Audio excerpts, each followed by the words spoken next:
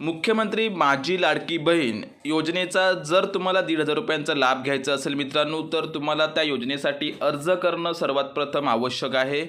माझी लाडकी बहीण या योजनेचा अर्ज करण्यासाठी 2 प्रकारचे ऑप्शन आहेत। एक ऑनलाईन पद्धतीने तुम्ही ॲप्लिकेशन करू शकता किंवा मग ऑफलाईन पद्धतीने तुम्ही ह्या योजनेसाठी अर्ज जो आहे तो अर्ज करू शकता।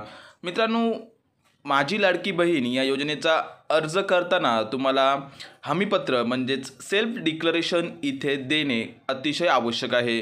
तुम्ही ऑनलाईन पद्धतीने फॉर्म भरत असाल किंवा ऑफलाईन पद्धतीने जरी भरत असाल तर तुमच्यासाठी हमीपत्र सादर करणं इथे आवश्यक आहे। आता हे जे हमीपत्र आहे हे कशा प्रकारे भरायचं आहे या संदर्भातील सविस्तर माहिती व्हिडिओमध्ये जाणून घेणार आहोत। चॅनलवरती तुम्ही नवीन असाल तर चॅनलला आत्ताच सबस्क्राईब करून ठेवा। असे नवनवीन माहितीचे व्हिडिओ मित्रांनो तुम्हाला आपल्या चॅनलवरती पाहायला भेटत असतात।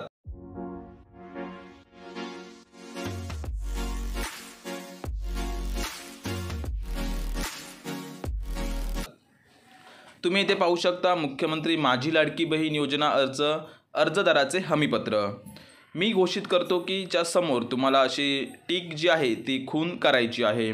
सुरुवातीला तुम्ही इथे पाहू शकता मित्रांनो, माझ्या कुटुंबाचे एकत्रित वार्षिक उत्पन्न ₹2.5 लाख रुपयांपेक्षा अधिक नाही। जर तुमच्या कुटुंबाचे एकत्रित वार्षिक उत्पन्न 2.5 लाखांपेक्षा जास्त नसेल तर तुम्हाला इथे या बॉक्स समोर टिक करायचं आहे। जर तुमच्या कुटुंबाचे एकत्रित वार्षिक उत्पन्न मित्रांनो 2.5 लाखांपेक्षा जास्त असेल तर तुम्हाला मुख्यमंत्री माझी लाडकी बहीण योजनेचा 1,500 रुपयांचा महिना लाभ जो आहे तो इथे दिला जाणार नाही आहे।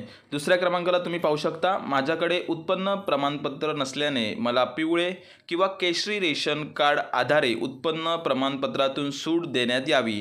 जर तुमच्याकडे इन्कम सर्टिफिकेट नसेल तर तुम्हाला तुमचे पिवळे किंवा केशरी रेशन कार्ड जे आहे ते सादर करायचं आहे अर्जासोबत। आणि जर तुम्ही अर्जासोबत पिवळे किंवा केशरी रेशन कार्ड इथे दिलात तर तुम्हाला इथे या बॉक्स समोर क्लिक करायचं आहे।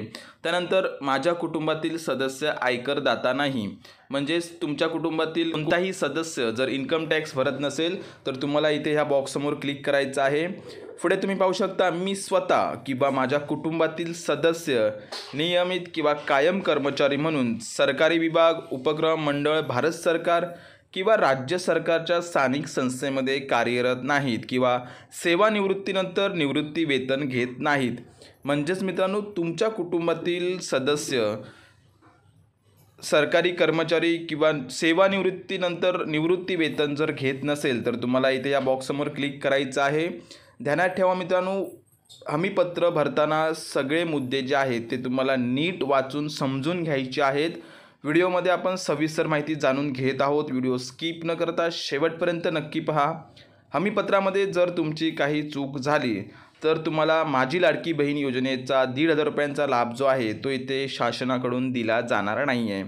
पुढे तुम्ही पाहू शकता मित्रांनो, मी बाह्य यंत्रणांद्वारे कार्यरत असलेली कर्मचारी किंवा स्वयंसेवी कामगार कंत्राटी कर्मचारी असून माझे उत्पन्न ₹2.5 लाखांपेक्षा कमी आहे। जर तुम्ही इतर कुठच्याही प्रायव्हेट सेक्टरमध्ये जर काम करत असाल आणि तुमचं वार्षिक उत्पन्न जे आहे मित्रांनो ते 2.5 लाखांपेक्षा जर कमी असेल तर तुम्हाला इथे टिक करायचं आहे। पुढे तुम्ही पाहू शकता, मी शासनाच्या इतर विभागामार्फत राबवण्यात येणाऱ्या दरमहा ₹1,500 किंवा त्यापेक्षा अधिक रकमेचा आर्थिक योजनेचा लाभ घेतलेला नाही। म्हणजेच मित्रांनो, शासनाच्या इतर विभागामार्फत राबवण्यात येणाऱ्या कोणत्याही योजनेचा जर तुम्हाला लाभ भेटत असेल आणि तो जो लाभ आहे हा जर 1,500पेक्षा अधिक असेल तर तुम्हाला ह्या योजनेचा लाभ दिला जाणार नाही आहे। जर तुम्ही अशा प्रकारच्या कोणत्याही योजनेचा लाभ घेत नसाल तर इथे ह्या बॉक्स समोर तुम्हाला टिक करायचं आहे। माझ्या कुटुंबातील सदस्य विद्यमान किंवा माजी खासदार आमदार नाही आहे। तुमच्या कुटुंबातील कोणताही सदस्य माजी आमदार किंवा खासदार नसेल तर तुम्हाला या बॉक्स समोर टिक करायचं आहे।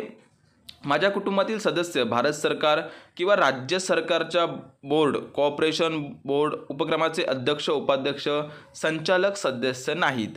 तुमच्या कुटुंबातील कोणताही सदस्य असा नसेल तर तुम्हाला इथे टिक करायचं आहे।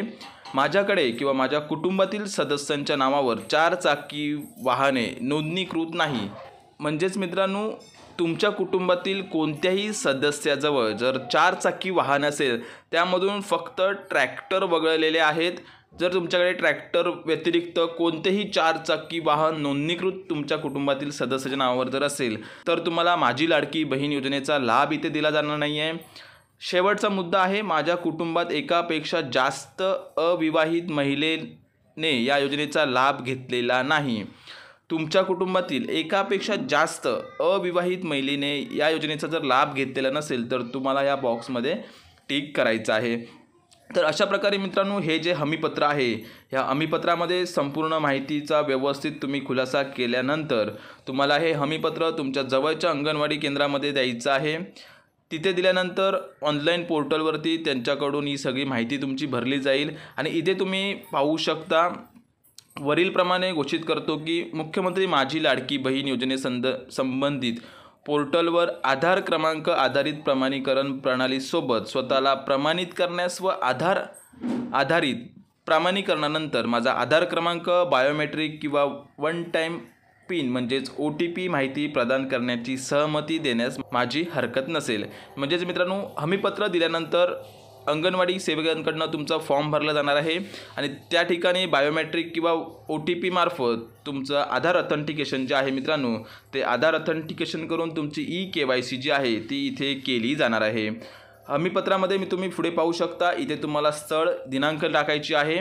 त्यानंतर अर्जदाराची सही व नाव इथे तुम्हाला लिहायचं आहे. संपूर्ण अर्ज अंगणवाडी सेविकांमार्फत किंवा ग्रामसेवकामार्फत भरून झाल्यानंतर तुम्हाला SMS द्वारे त्याची माहिती जी आहे मित्रांनो ती इथे दिली जाणार आहे किंवा व्हॉट्सअप मेसेज मार्फतसुद्धा तुम्हाला फॉर्म सक्सेसफुली सबमिट झालेल्याचे किंवा फॉर्म व्यवस्थितरित्या ऑनलाईन पद्धतीने भरल्याचं कन्फर्मेशन जे आहे मित्रांनो ते तुम्हाला दिलं जाणार आहे. आशा करतोय मित्रांनो, व्हिडिओमध्ये सांगितलेली माहिती तुम्हाला आवडली असेल. व्हिडिओ जर आवडला असेल तर मित्रांमध्ये नक्की शेअर करा, जेणेकरून त्यांनासुद्धा त्यांच्या कुटुंबातील महिलांना मुख्यमंत्री माझी लाडकी बहीण या योजनेचा लाभ घेण्यास मदत करता येईल. धन्यवाद. जय हिंद, जय महाराष्ट्र.